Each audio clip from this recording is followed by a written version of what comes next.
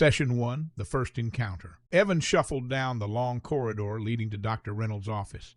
The familiar hum of the fluorescent lights buzzed overhead. Each step weighed him down more than the last. As he neared the door, the faint sound of a ticking clock inside the room reached his ears, calm, methodical, completely out of sync with the growing chaos in his mind. Dr. Reynolds greeted him at the door.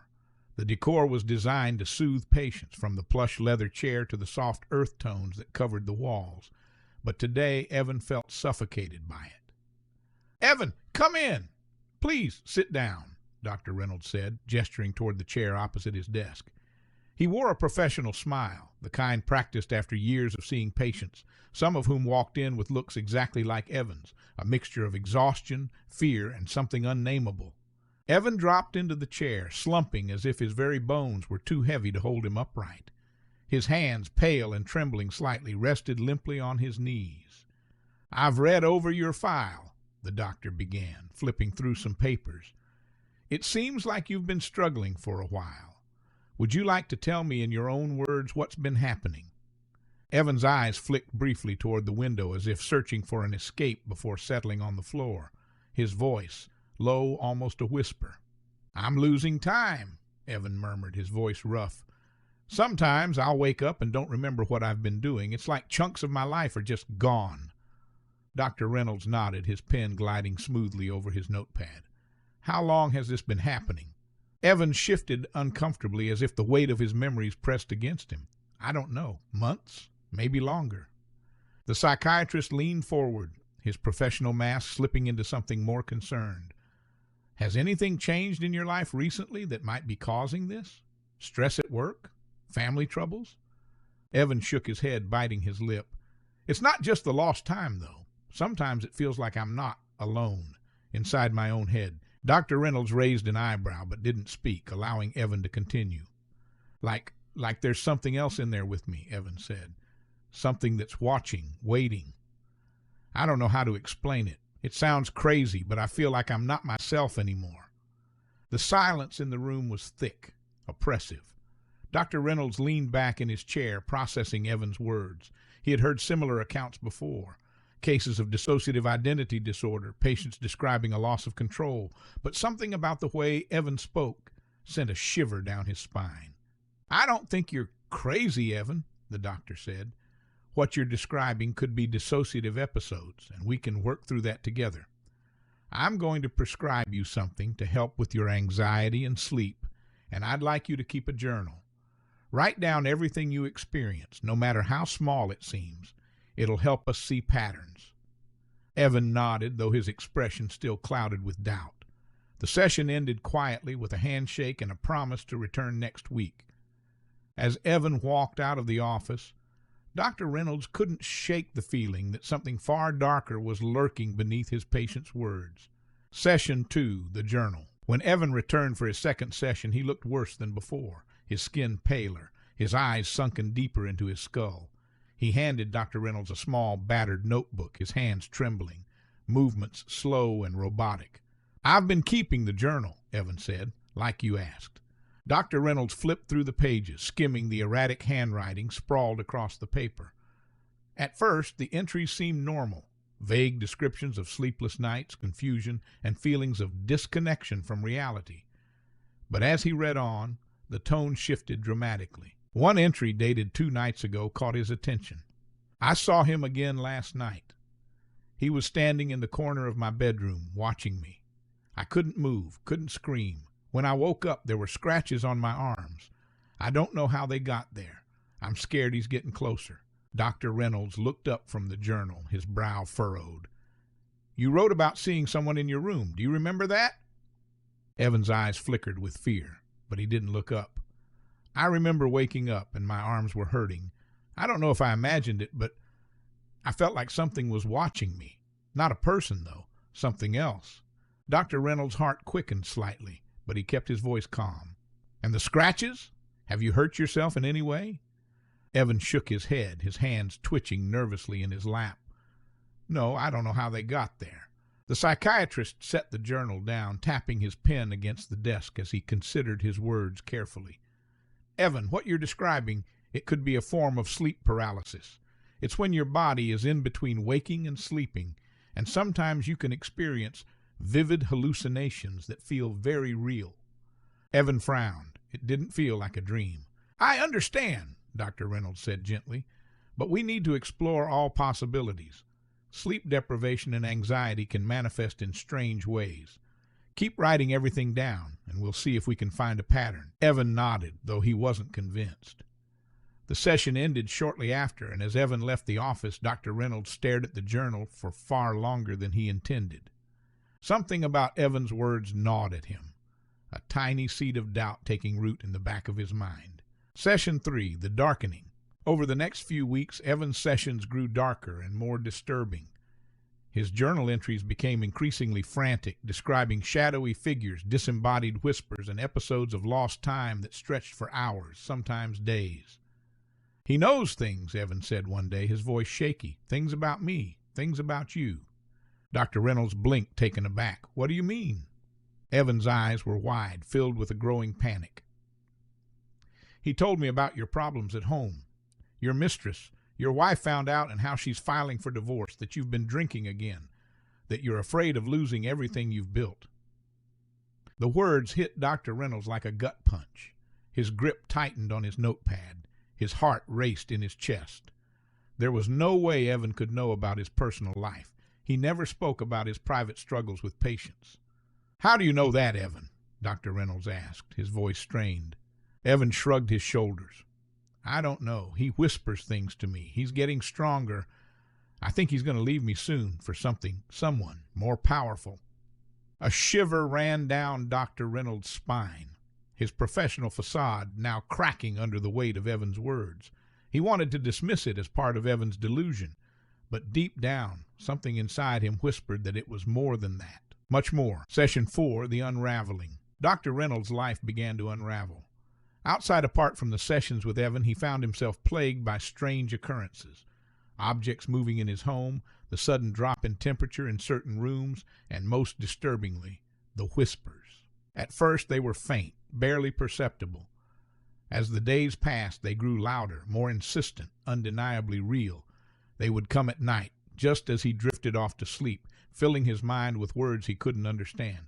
He began to drink more frequently, first to dull the whispers, then to drown them out entirely. No matter how much alcohol he consumed, they were always there waiting for him in the dark. At work, Dr. Reynolds' colleagues noticed a change. Distracted and irritable, his once pristine appearance was now unkempt. He could feel himself slipping, but there was nothing he could do to stop it. Then there were the dreams, shadowy figures standing at the foot of his bed, watching him with eyes that glowed in the darkness. He would wake up drenched in sweat, his heart racing, convinced he wasn't alone. Session 5, The Final Confrontation. The final session began with an unsettling shift in the atmosphere. Dr. Reynolds knew something was different when Evan stepped into the room. Once tormented by fear and confusion, he now walked with an eerie calmness, his posture straight, movements deliberate. There was no hesitation as he sat down, no nervous glances at the floor or the window. His eyes, cold and steady. Dr. Reynolds felt his heart quicken, an instinctive reaction to the palpable tension filling the room. "Evan, how are you feeling today?" Evan smiled, a slow, almost sinister curve of his lips. "Better, much better." The psychiatrist's fingers trembled as he held his pen. "That's good to hear. What's changed?" "He's leaving me." Reynolds blinked. "Confused?" "The thing that's been inside me. He doesn't need me anymore." Evan's voice was calm and detached. "He's found someone else now." The room seemed to darken around them, the shadows stretching long and deep across the walls. Dr. Reynolds' mouth went dry, his pulse thudding in his ears. "Who?" Evan's eyes locked onto Dr. Reynolds, the air growing heavy with something unseen. "You." The single word hit the doctor like a blow to the chest, knocking the breath from his lungs. He opened his mouth to speak, but no words came. The coldness in the room was almost unbearable. "You felt him, haven't you?" Evan asked softly. "In the quiet moments, the whispers, the cold. He's been watching you, waiting. You said you'd do anything to keep your life together. Now he wants what's his." Reynolds swallowed hard, his mind racing. He had felt something late at night, in the quiet of his own home, deep in his mind when he was alone. the whispers, the strange occurrences, but he had dismissed them. He rationalized them away as stress, exhaustion. He convinced himself it was all in his head. But now, sitting across from Evan, the truth began to unravel before him. "I don't understand," Reynolds stammered, his voice trembling. "What are you saying?" Evan stood up slowly, his movement smooth and deliberate. "I'm saying you're next." For the first time in his career, Dr. Reynolds felt true, bone-deep fear. His pulse pounded, his breath coming in shallow gasps. The shadows seemed to reach out toward him, suffocating, closing in. His hands shook as he tried to write anything on his notepad, but the pen slipped from his grasp and clattered onto the floor. Evan walked toward the door, turning back one last time. His eyes were empty, devoid of any emotion. "Good luck, Doctor." With that, Evan was gone, leaving Dr. Reynolds alone in the room that suddenly felt far too small and far too dark. The door shut, the sound echoing through the silence, the unraveling. After Evan's departure, Dr. Reynolds sat motionless at his desk. The air in the room was still thick with the presence of something unnatural, something that defied explanation.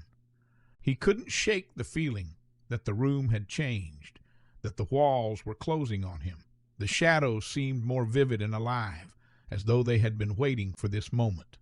He stood up suddenly, stumbled toward the window. The afternoon sun cast long shadows across the street below, but the world outside, distant, as though he were watching it through a thick fog. His reflection in the window was distorted, unfamiliar. The eyes that stared back at him were wide, bloodshot, filled with the same terror he had seen in Evan's eyes during their first few sessions. And then, just for a moment, he thought he saw something else, a figure standing just behind him, shrouded in darkness.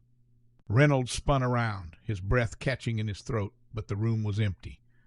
The shadows flickered in the corners, twisting and shifting, but no one was there. His hands trembled as he wiped the sweat from his brow. He had been a psychiatrist for over 20 years, a man of science, of reason.